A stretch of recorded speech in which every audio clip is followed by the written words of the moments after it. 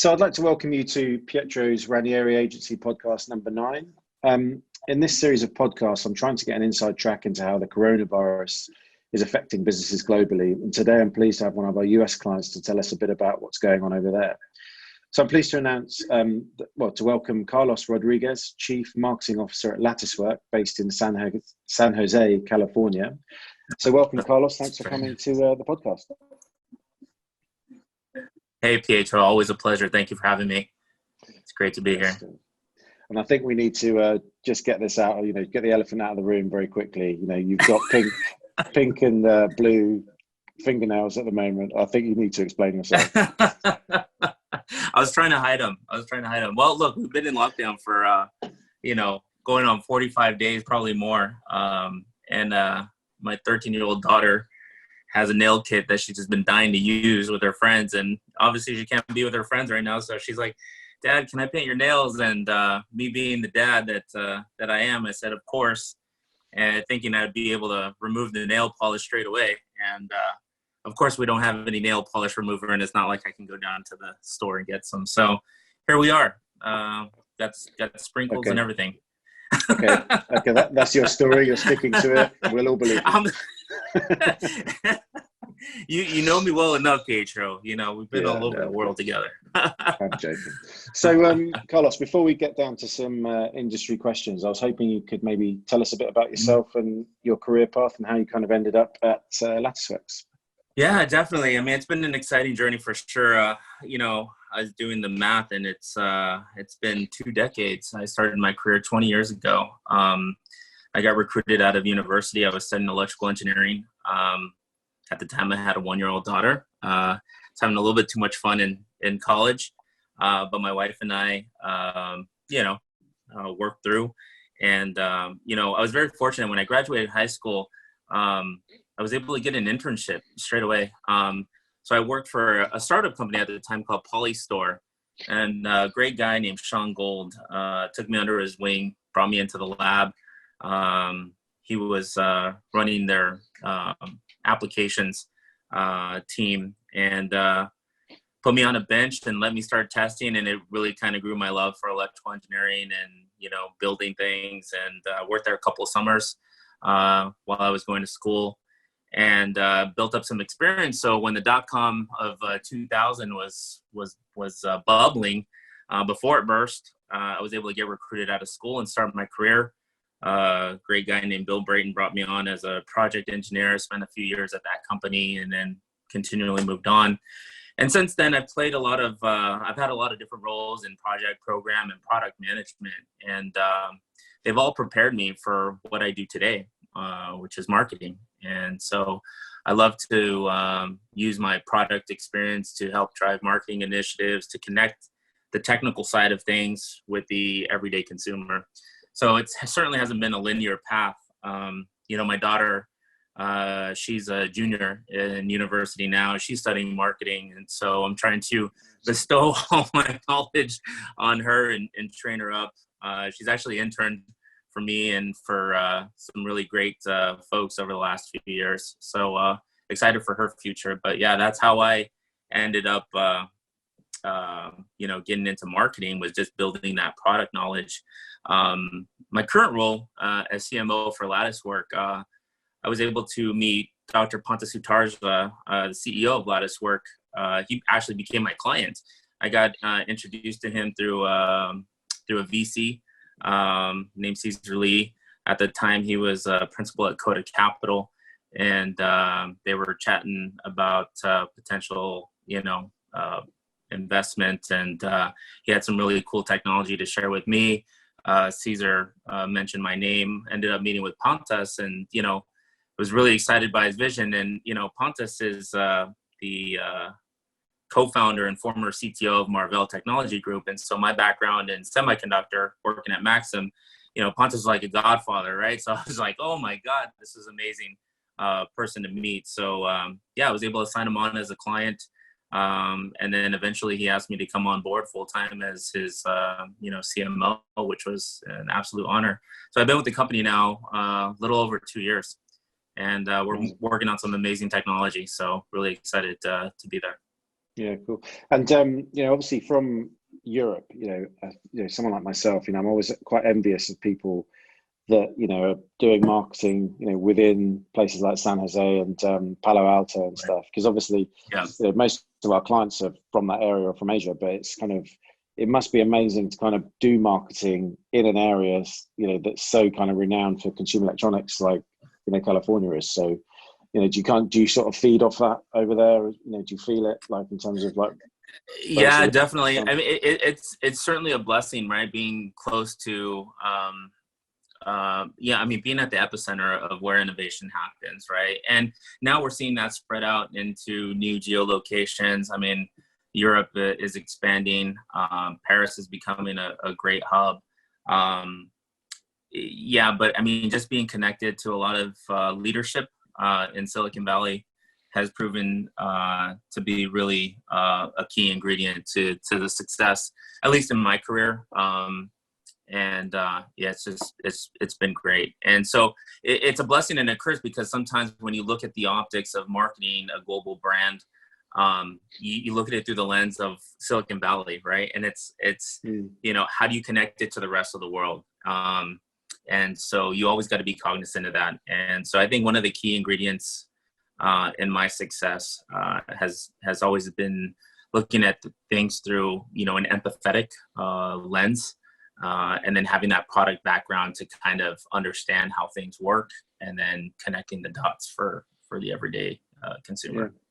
Yeah, it must be great. Kind of, I mean, we do get the impression over here that it seems that, if you're in kind of Palo Alto or San Jose and that whole area, and you do come up with, a technology idea, or you want to kind of get a technology idea funded, we get the impression it's much easier over there to kind of get the funding, because people are much more, not able is the wrong word, but they're much more kind of inclined to fund a startup and kind of, and try and find that sort of unicorn.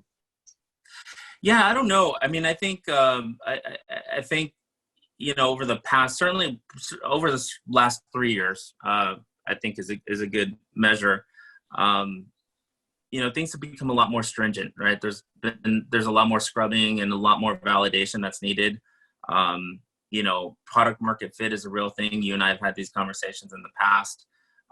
Really understanding what you're building, what problems are they solving? I think maybe 5 years ago, you can have, build a quick app and, get it funded and get people excited. But now, I mean, you just look at the growth of how many apps are added to the App Store, and how many products are released, and, how many products have shown great traction initially just to fall off a cliff, right? And so I think the criteria and the barrier to entry now is much higher. It's much more stringent. So people who want to launch a new product really need to have, one, the experience. They need to have things together. They need to have a solid business plan, and they need to have product market fit. I mean, there is just no way around it. So I mean, one of the things the current situation could provide. I mean, because the last probably, I don't know, 5 years, it's probably quite hard for a company to come up with a new technology or a new product. Because if you look at things like CES, after the iPad was launched, there's not, maybe like, drones and stuff like that, but there's not really been much that's kind of completely new, or we all sort of take a step back and think, oh my God, that's amazing. I can't wait to buy one of those products. Shut up and take my money. Exactly. But, now it's kind of, because the world effectively is working from home, and suddenly everyone's having to rethink how they do things. Maybe some really cool technology might come out of it. I mean, I've already seen things like, house party apps and things that, wouldn't stand a chance under normal circumstances, but suddenly everyone's sharing them, and just be interested to see how it all sort of develops. So, certainly. Yeah, no, I agree with that. I mean, I think we're this shelter in place and this new normal that we're living has, before, I mean, it's a running joke in my family. I hate playing games because I hate losing. So, never noticed that, Carlos. Never noticed.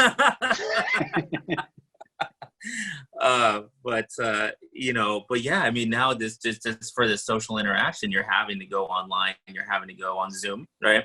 You're having Zoom parties, you're having calls. But yeah, it's going to be interesting to see how, new technologies sort of adapt to what we're doing. I mean, I've spent a lot of time looking at like camera gear. I want to, once I get back out, I want to, start, capturing more, more video and, when I'm out, fishing with my son and my kids, so that's kind of been the stuff that I've been looking at. And there's been some cool new drone technology from DJI. Actually, they just launched. So, yeah. Yeah, I love these new products, like like the Facebook portal and some other products that we're looking at the moment. But that. Oh yeah. Because I mean, at the moment, the Facebook portal, I don't think would have done that well, but I can see it flying off the shelves now. No. Well, actually, part of our product market fit research, right, is I bought portals, and I had it sitting on my shelf for quite some time. I gave one to my mom because I wanted to see, if she could set it up. And she set it up, no problem, had mine set up. And for Easter, we had, we couldn't be together, but we had a call, Facebook call. We dialed in my mother-in-law. It was fantastic. And, I had been trending sort of the social sentiment, if you will, for the Facebook portal. And months and months of just, yeah, right, Facebook, you have access to everything. There's no way I'm putting this in my home. To now you read the social sentiment, it's like, oh, this is amazing. It's a great way for us to stay connected. And so I have a feeling they're crushing it at the moment, because I was going to buy some additional units for my mother-in-law and for my sister-in-law. She just had a new baby, and they're sold out. So, that just tells you, how quickly people are willing to, I mean, it's unfortunate, right? It's this trade-off of privacy and convenience. But right now we need convenience, we need connection. And, there's an underlying sentiment of how much privacy are we giving up? I really don't know. I mean, on my media shelf in my front room, I have the portal, I have our Amber unit, I have a Nix Play unit next to that. So it's like all these things to keep us connected, right? Like I have my memories on replay. I have my memories stored in this Amber vault that we have. And then I have this Facebook portal that is a peeping Tom into my front room. Yeah, it's funny that obviously Google taking information or via the Facebook portal. I don't think they're really gonna. Once they find out what my mum talks about, they'll probably turn it off, I think. Yeah, I got to be careful what I say. I mean, but look, I'm a geek at heart, and I have probably every new gadget that comes out. Google Home and Alexa spread all over the house. The kids use it, my LifeX lights. It just makes things convenient, right? But yeah, you do got to take into consideration, the privacy implications that come with that bit. Yeah. What do you think about that Nix Play product, by the way? It looks pretty cool to me. Oh yeah, no, Nix Play is great. I mean, I've known I've known Mark, the CEO, for about 3-4 years, maybe. Great guy, great technology. They're very focused on customer experience. So I just absolutely love it. It's a great way to to take all these old photos and stream them straight away. There's a picture of you and I on my Nix Play in my front room Awesome. when we were in London together. And then there's a picture of Mark and I actually sent it to him last week. I said, hey man, I haven't talked to you in a while. But it's always cool to say, oh, there's a picture of me and the CEO of Nix Play on the Nix Play. So it's a great technology. And look, that's just not me talking because I know the CEO, but if you look at their Amazon reviews, these guys are crushing it. I mean, it's a great example of a company that's doing things right, listening to customers, executing, continuing to build a product that serves the needs of the customers to keep them connected, especially during this time. Right? Yeah, and it's a great example of, like I said before, the times are kind of changing at the moment in terms of how people look at, how they stay at home, how they communicate with their families. And this is one of those products that can really win, I think. So, yeah, anyway, I mean, listen to your customer, let them guide the way. Right. And like I said, they're doing a great job of that. So, yeah. So, Carlos, do you want to tell us a bit about LatticeWorks, just for the benefit of the listeners to this podcast? Yeah, definitely. So, we're up to some exciting things at LatticeWorks. So, as I mentioned, Dr. Pontus Sutarja is our CEO and founder. He's again the former CTO, co-founder of Marvell. So his first startup grew to be now a $14 billion, semiconductor, global giant. Wow. So, we're in good hands when a guy who's taken virtually, something from ground zero to that scale. Our focus at LatticeWork is building next generation edge computing solutions. We're a cloud first company where we've built our own, cloud infrastructure and architecture, and we're complementing that by building appliances for the home. So we launched a product called Amber last year. Rainier was part of that for us in Europe. Was met with great success. We've been focused over the last 12 months on building a scaled down version of that product to penetrate a deeper mass market audience at a more aggressive price point. So right now we're all hands on deck developing that product, and then we're positioning Amber for the prosumer and Soho market. Again, sort of the way that this pandemic has changed the way we work. A lot of our customers have said, hey, it'd be great, with the computing power that you have inside of Amber, to let, open source software solutions reside, leveraging the power of our cloud, leveraging the power of our, processing capabilities.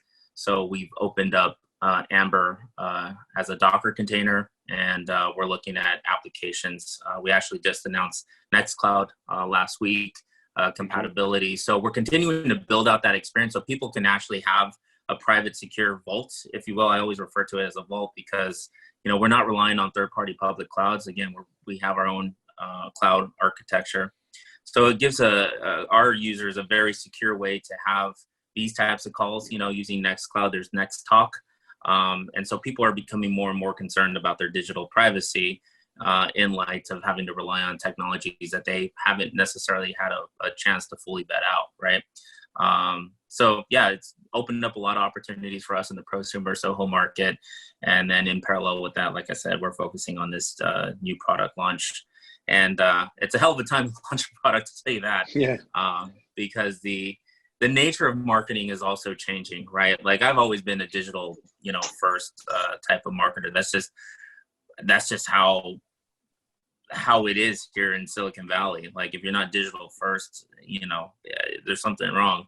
I know more traditional, marketing managers and other areas of expertise exist, but, in Silicon Valley, if you're not digital first, something wrong with you.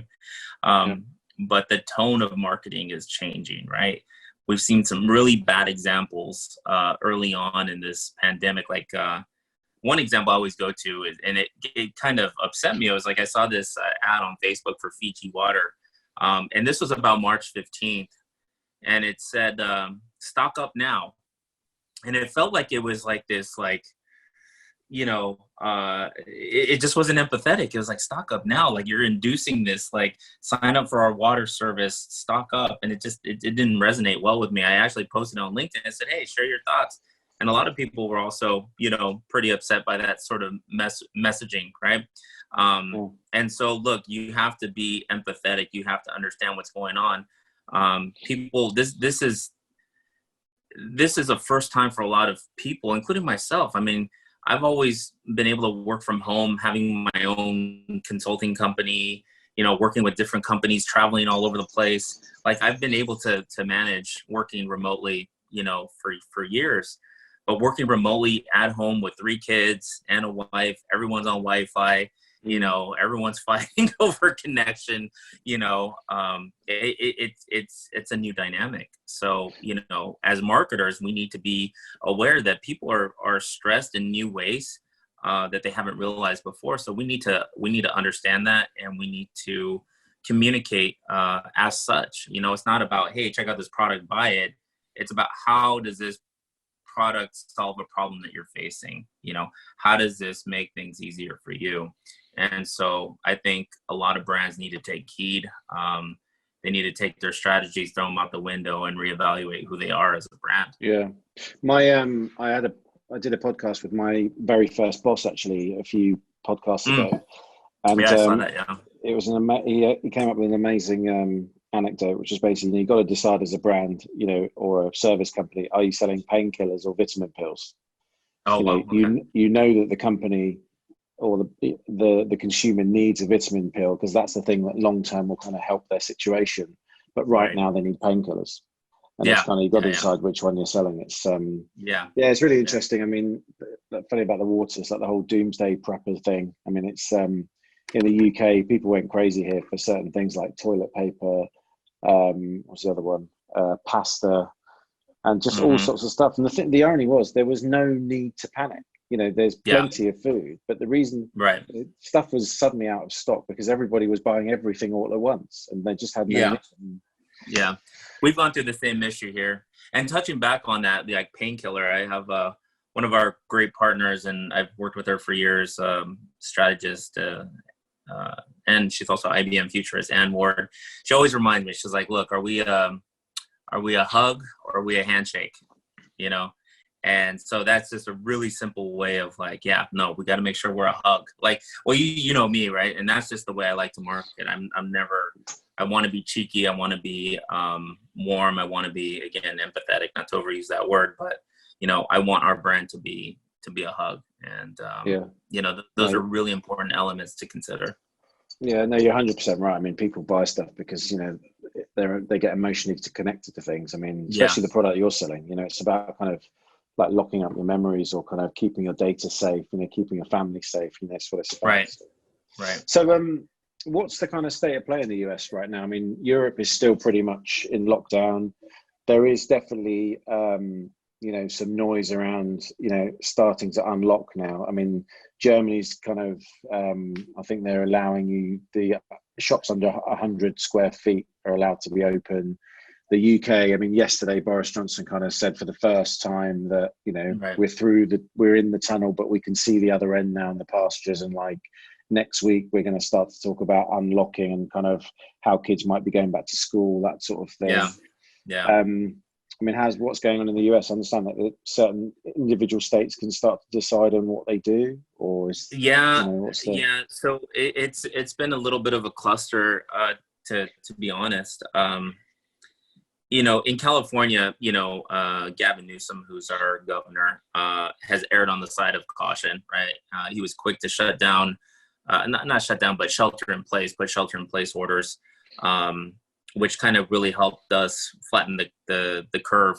The other states didn't follow heed as quickly, and now we're in this rush to try to open up the economy, right? For example, Georgia opened up, I think, earlier this week. They've had a spike in cases again. So it's like we're not out of the woods yet. And there's been a lot of people, rally, even here in the Bay Area. I think today there's a protest. People want to open back up and go back to work. And I mean, I get it, like, for sure.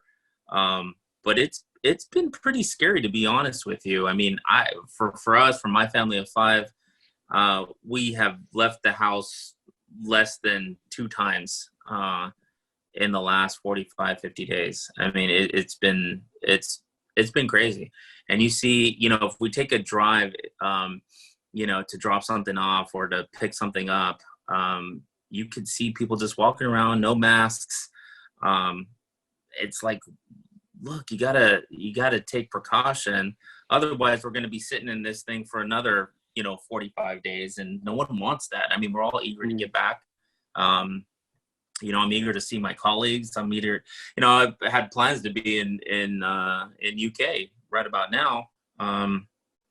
So yeah, I mean, it's just, and Donald Trump has wanted to take a lot of credit for a lot of things and then pass the buck back to governors. And, it's just, there hasn't been any real good leadership, I think, stemming out of this from our president, unfortunately. I mean, one of my questions later on actually was about Trump. I mean, in the UK, I must admit, the UK government has handled this thing amazingly well. I mean, we have a 5 o'clock update every day where, they're telling us the facts, and there's nothing else, just the facts. I mean, I watched a press conference with Trump, and he was just kind of like, it seemed to be, he was just trying to, pick on China. and just sort of say that it's China's fault, maybe they did it on purpose, we don't know, kind of. And it's just like, that kind of information is just not helpful in the time of crisis, because the people need to know how it's affecting them and how they're going to get out of it and what they need to do to help get out of the situation. Not start, it's about, it's about leadership, right? And I think, globally, we want to be reassured. I mean, I just read an NPR article yesterday, and I think the headline was, with Trump's coronavirus response, U.S. loses leadership position, or something to the effect. But basically, I mean, and it reminds me of a time when I was traveling in Frankfurt. I was down in the, I forget what it's called, the Rupert Garden area. I mean, this was a place where a lot of bad things happened, right? During the Nazi regime, where, Hitler was giving speeches there. And I remember I was there in 2016. I was going to a restaurant for some schnitzel with a colleague. We walk in, we're American. I mean, the waitress, we hadn't even had our first beer yet, starts yelling at the top of her lungs about Trump. And she's like, "You're president this." I mean, it was embarrassing. And I'm like, holy crap, like, what's going on? Like, never have this happen. And, I've been traveling for years and years, with Obama or anything like that, right? And I'm just like, whoa, what's going on? It finally calmed her down, but it was like about immigration policy and then, humanitarian this. And it was kind of scary. And it kind of opened up my eyes to what the global community thinks about our leadership. And so, look, I don't like to take any, strong political side one way or the other, but it boils down to leadership. And what I think, everyone is looking for, in the US and globally, is someone to step up, take ownership, take accountability, put procedures in place and policies that have the best interest of the people in mind. And, what I hear, again, these are just facts, is a lot of like, well, it's the governor's responsibility. And so, look, this has been a great time for governors like Gavin Newsom in California, Cuomo in New York to step up to the plate, right, and do what's right for their incumbents. And so, it's been an interesting time. I mean, even Las Vegas, like, you and I have been there too. It's the mayor of Las Vegas wants to open up the city and open up conventions and get people back into the casinos. But it's like, it's way too early for that. I saw that interview. She wanted to be like, she's like going, oh yeah, we could be a test for how it could. But and I'm like, how could it be a test when most people in Las Vegas are not from Las Vegas? They're from all over the world. It's like, it's not going to do anything, and people aren't going to travel in there. I'm certainly not. You're not anytime soon, right? And so, it's just this like this notion of I mean, for lack of a better term, it's stupidity. No one's gonna be rushing in there. I mean, when I look at kind of the trouble is, we obviously see probably just the worst bits of what Trump's saying, because obviously that's what makes news. So I'm always kind of interested to know, like, what you guys think, because from my point of view, is, as a marketer, you're a marketing person. You're right. Whenever you're trying to, deliver a strategy, it's all about kind of consistent messaging and making sure that, you hammer down the things that, you want people to understand or know, again and again. And when you look at what Trump says, I mean, in the last sort of couple of weeks, you've got, him blaming the Chinese, you've got him saying that you should be drinking Domestos to kind of cure it. What else is, you've got these enormous rallies going on where kind of people are sort of saying that it's not even a real thing. And it's just, it just seems that, it's like, like almost like anarchy over there. It's just kind of like nobody knows, because there's all this misinformation going on, or just information which is not relevant. It's kind of must create like a really tense, scary situation. Yeah, and see, the guys like you and I, and any marketer for that matter, can kind of see, we look at the world through different optics, right? But what about the everyday person who doesn't see as dynamically or have that experience, right? Like, what about our children? every other day Trump is contradicting himself. Things like Asia, are repeated and come up. Sentiment on social is like, oh, you're government puppets, they have you under control. It's really not about that. It's about the interest of public health, right? And it's common sense, but people are quick to jump on, opinions and, ideologies. And, again, when you look at that leadership, Trump can come out with messaging that reinforces an understanding, an approach, a process to ensuring public safety and public health. But when you're not getting that messaging, people are hypothesizing, right? And coming up with conspiracy theories. And so, again, it really boils down to someone taking onerous of this and taking accountability and saying, yes, we recognize this is what it is. This is how we're working with the global community to stop the spread. And this is how we're focusing domestically on this. But no, Trump is contradicting himself.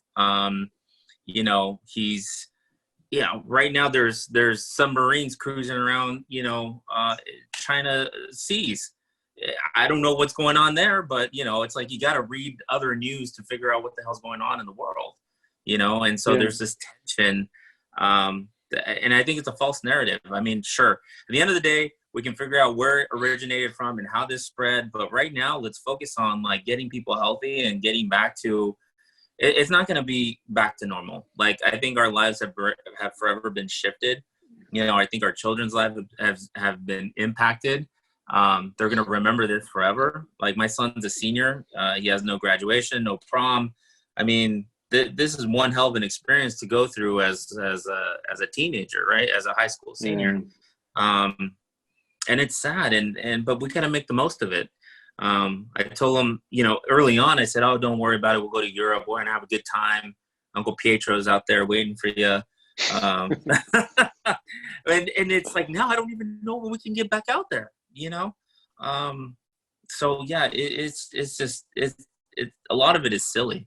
A lot of it is like, you can step up, you can send a clear message, you can, work collaboratively and get people some assurances. So we're not starting to, develop these pockets, as you said, of anarchy, because some of that is starting to brew. Again, people protesting on capitals. I mean, there's armed, I won't call them gunmen, but armed protesters with rifles, protesting for their right to be out. And it's like, whoa, like, what does that have to do with anything? It's like you just want to wear your guns. I mean, the problem is, it's like if Trump thinks he's done a shit poor job at controlling this virus, what he's doing is changing the conversation, just making someone else responsible.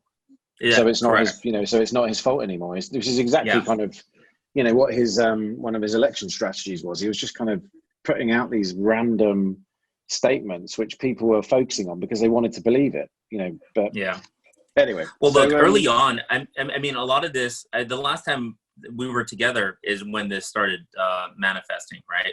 Yeah. And so, the U.S. went into this whole situation. It wasn't because of us. So it wasn't because of us. No.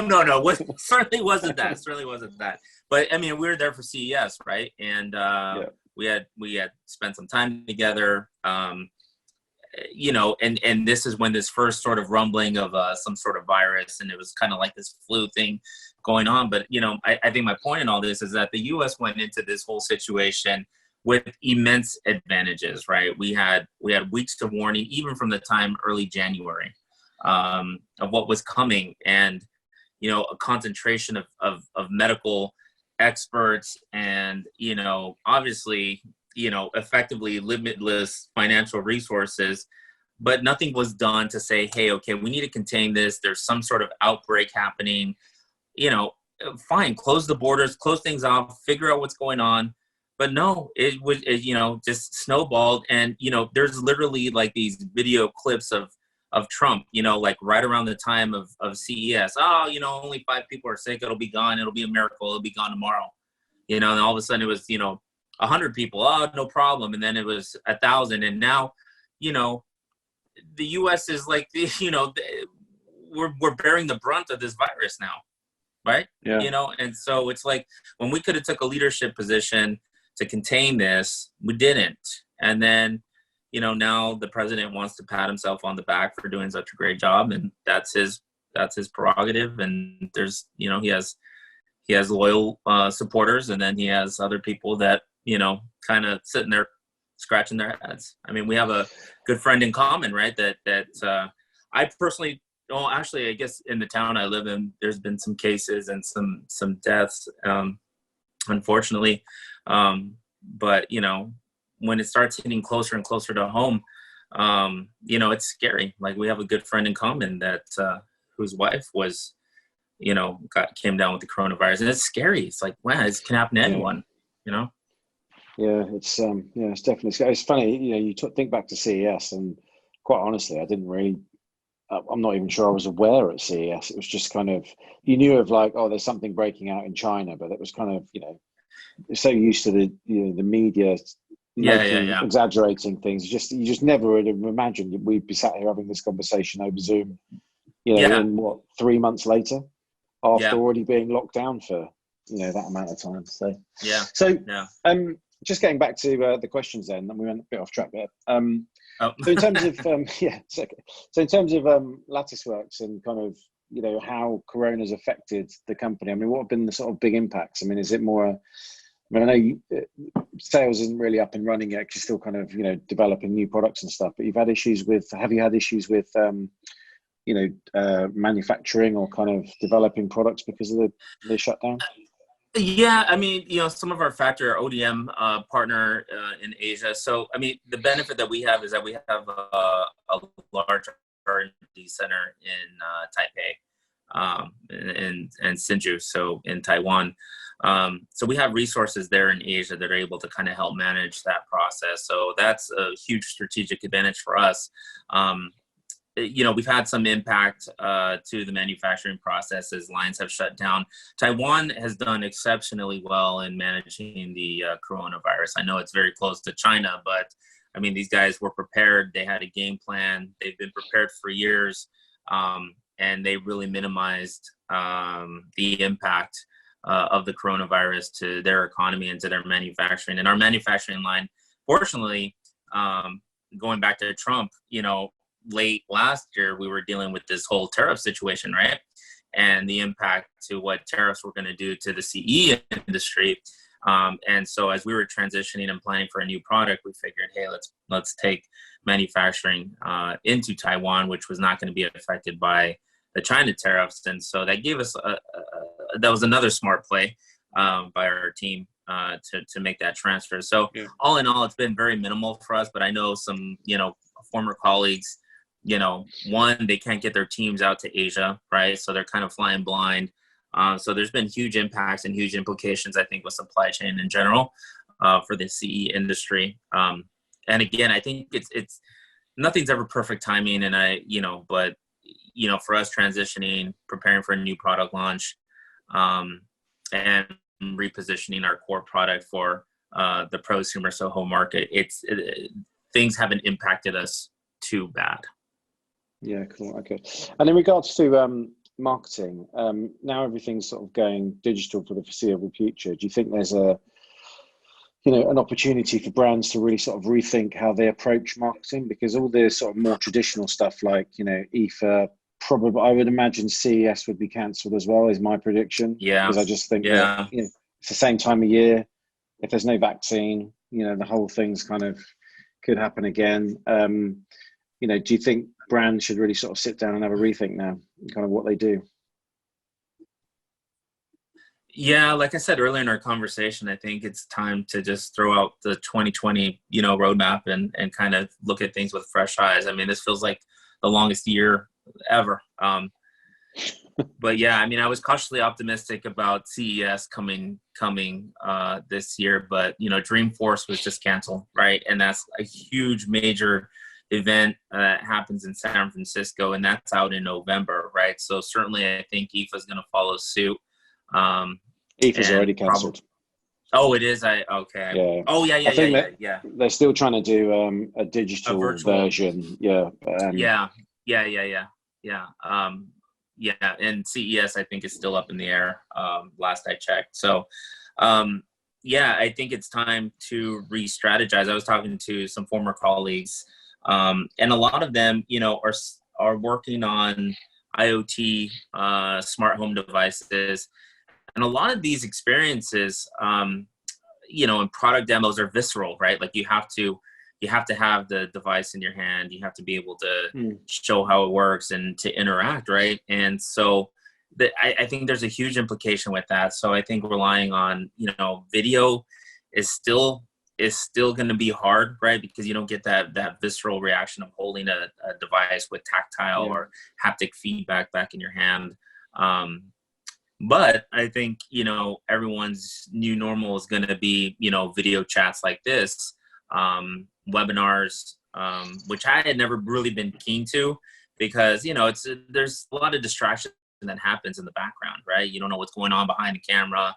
And when you're face to face, if a person's engaged or not, right? So I think gone are the days of closing deals or, closing partnerships. And, so we're going to have to figure out a new way of making this happen. Everything going to digital content, it's a real thing. So I think that's where a lot of this is going to be headed. Yeah. So the reason why I asked this question is, what concerns me more is, so brands, that have kind of, I don't know, marketing managers, marketing directors, people like that, they probably spend quite a lot of their time doing the more traditional marketing. So, show planning, working out how they're going to launch things at a show in conjunction with sales and all that kind of stuff. Yeah. And I do wonder if, now people are kind of being effectively fast forwarded a lot quicker to become digital a lot quicker. Because I think this would have happened anyway. No matter what happened. But I think there is potentially a skills gap with people's existing marketing departments. If they're, you're obviously very digital anyway. So this for you is couldn't happen quick enough. But with a lot of kind of, but you know what I mean? It's like you've been preparing for this your whole career. But there's a lot of kind of, marketing managers or mid-level managers out there that potentially, are just not, haven't got the awareness of what they don't know, right? So, if you look at a social media guy that's going to manage loads of different platforms, loads of different paid, all the kind of PPC, all the kind of stuff that goes with it, you're looking at someone that needs to analyze data, and potentially marketing managers just aren't, it's not that they can't do it, but they just have not been pushed that way, and they're going to have to rely on that skill a lot more now. Certainly. Yeah, no, that's a good point. And, when you look at it in the context of larger brands, right, certainly there's going to be a huge gap. And hopefully those companies will help train and onboard and reposition some of these traditional marketing roles to be more digital first. And there is a tremendous gap when it comes to being able to analyze, interpret data. What does it mean? I mean, raw data is, as far as I'm concerned, is dirty data, right? And it takes a lot of time and a lot of teeth being kicked in to interpret what that data means and how you position product, service, or a good as a result of that data that you get. But yeah, I think there's going to be a huge gap. So hopefully, people are turning to online learning quickly. I mean, even for myself, I've signed up, for webinars. Again, going back to product stuff. I mean, you can never not stop learning, right? Like you got to continually learn what are best practices, what are tools that people are using for road mapping, because there's a constant evolvement. So I would really encourage, those folks that find themselves in a bit of a quandary right now, to turn to webinars or, invest in a little bit of education, because the return to expos is not going to happen anytime soon. Yeah. The thing that worries me, well, not worries me, but I'm concerned about it is, we're, as an agency, Ranieri, for example, we're now looking at our clients' needs and saying, right, okay, well, let's say you can't go to IFA. What are 10 things that we could be doing virtually that could really kind of help the brand around this, this particular point? But at some point, the brands themselves are going to have to say, yeah, okay, let's go with these 3. But, but they're doing that based on potentially no data. So they're kind of having to, take a punt. And I don't, my worry is that, I don't want brands to kind of hang around too long trying to work out what's the right thing to do. And, they're going to have to sort of take a bit of a leap of faith and just start getting things going so they can start getting the data in. The good thing about digital is you can do things a little bit more iteratively and just sort of, try things out and stuff. But, I was just going to say that I think it's an inexpensive way to iterate quickly, experiment. I think we're going to have to turn to a lot of experimentation, right? And so traditionally in digital marketing, you do A/B testing, ABC testing, you iterate, you get feedback, you keep going. So now I think we're going to have to take a version of this for some of these online events that we're doing, right? And segmenting audiences and understanding like who are we catering to, what's the purpose, what's the objective. So I think just putting some processes in place, some experimentation, and in due time, brands will find their strengths in what they're trying to accomplish.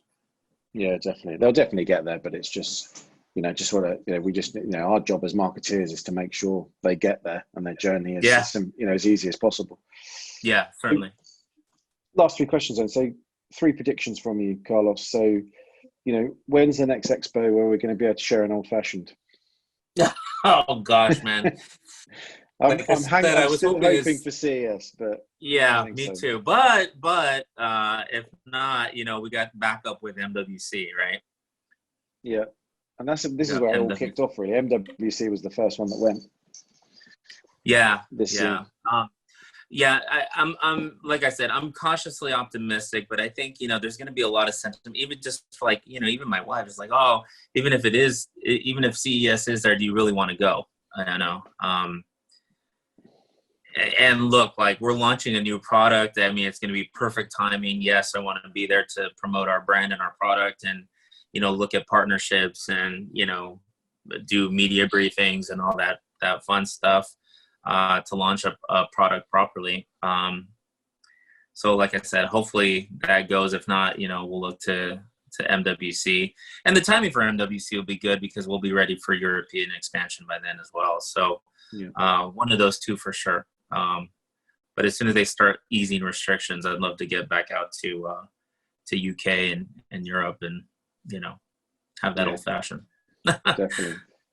So next prediction. So what do you think the biggest re-spend of marketing will be in 2020? So people that have, budget that's been taken out of, exhibition stand building, for example, where they're going to spend it?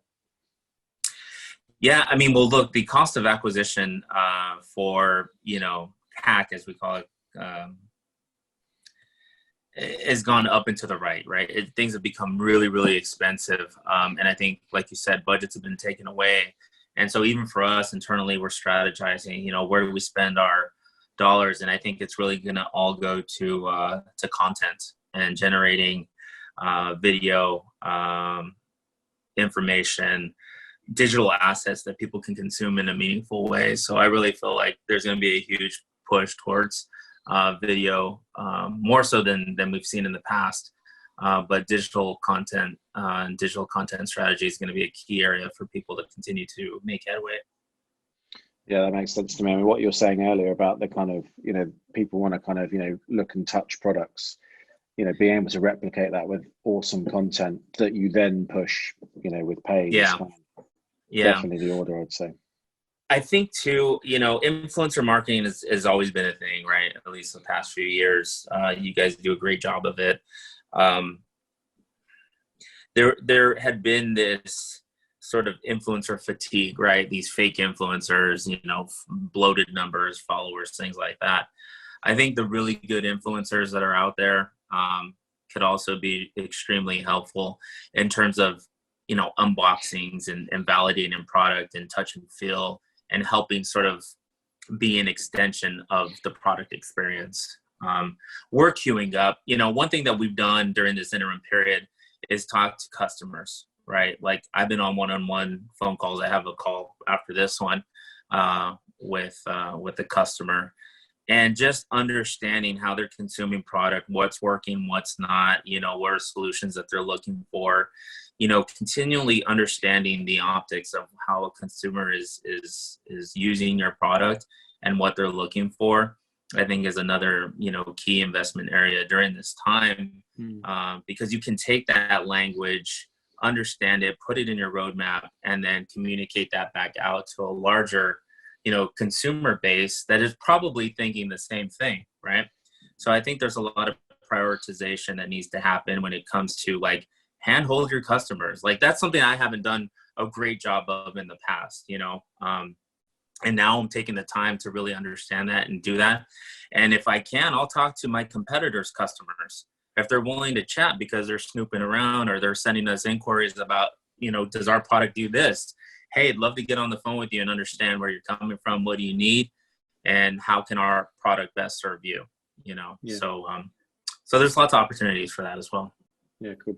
And then, so last question then, which parts of the CE industry do you think will come out strongest out of this? Which product sectors or services? Yeah, I think health related devices. I mean, hopefully Fitbit does good. I have a lot of stock in Fitbit that went sideways, but Apple is hopefully they come back. We talked about Nixplay a little while ago. So I think devices that help keep people connected are going to do exceptionally well. I love Apple, but I mean, I just don't see a huge race to go out and buy a new iPhone right now. I hope I'm wrong because I own Apple stock, but I think these platforms that keep people connected. I know Nixplay has been crushing it. Other smart home type devices have lost a little bit of traction, right? People have been pivoting their business model, selling their software solution, stack to augment maybe a decline in hardware sales. So I think there's some folks struggling at the moment.